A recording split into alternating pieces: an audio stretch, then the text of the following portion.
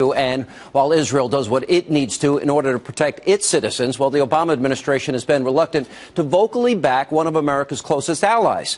Now, just yesterday, Israel's Channel 1 News reportedly obtained a leaked transcript of a phone call between Prime Minister Netanyahu and Obama, and the White House immediately came out and said it was false. Now, this was echoed by the Prime Minister's office as well, but my next guest is given a very different account of that call. And joining me now to explain more is the former Israeli Defense Minister, a member of the Knesset for the Likud party. Danon is back with us. Danny, in this conversation, Obama is saying you must stop.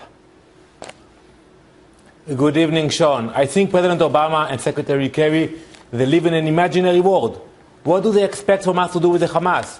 We need to fight Hamas, and they tell us you should adopt unconditional ceasefire. What do they mean by unconditional? That we will leave the tunnels intact? That we will leave the missiles where they are?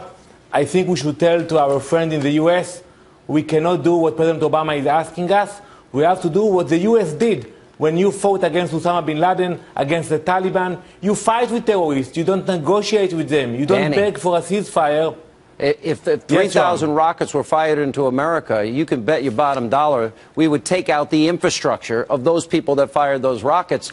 It is beyond bewildering to me, the moral confusion that this president and secretary of state have. Have you ever in your lifetime seen a president less supportive of Israel? Because I can't recall one.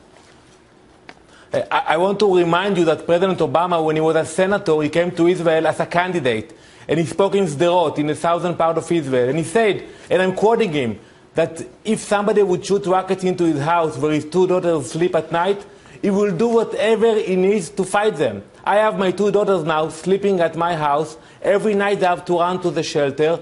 So what happened to President Obama? Why he changed his opinion regarding fighting the terrorists? I think we have to be very strong. I know we have the support of the American people, and we should tell President Obama, let us deal with the Hamas the same way you dealt with Osama bin Laden. Last question. If the White House and the Prime Minister's office both deny the transcript that came out from News One in Israel, you have it on good authority that in fact was a real conversation of Obama pressuring Prime Minister Netanyahu to stand down?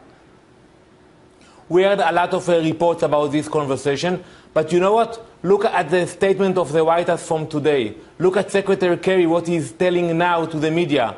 He's not backing Israel today. He's pushing Israel for a premature ceasefire, and I think we should tell to President Obama, no, we cannot. We cannot do what you want because we have to take care of our children as well. All right, Danon, thank you for being with us from Israel tonight.